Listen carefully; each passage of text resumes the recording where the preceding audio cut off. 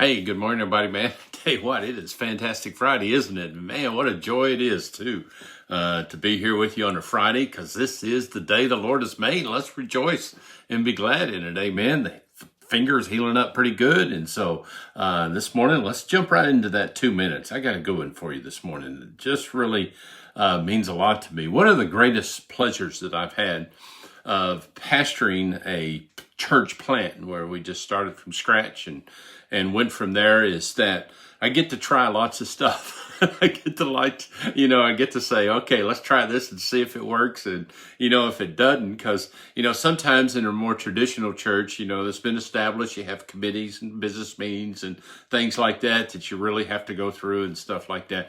Grace Church is not set up that way. We have a very small group of us that just say, man, let's just go with this and let's try it and we'll see how it works. Now, a lot of that stuff that I have tried has failed, and there's been lots of things, and I'll give it my all and I'll just go gung ho at it, and man, it's just flopped. And when that happens, I often think to myself, well, what did I do wrong? God, this seems like a good idea. Why didn't you bless this? Well, sometimes God doesn't bless things that we initiate. And what God does bless is what He initiates. And what He initiates, and He's always at work around us, and He invites us to join us, and we have to make an adjustment in our lives to come and join Him at His work. And so what is God doing with all of that? Well, He's teaching us, and He's showing us that sometimes we have failures in life. Now, we often do. I mean, I don't know about you, but man, I just don't live the sinless life that I want.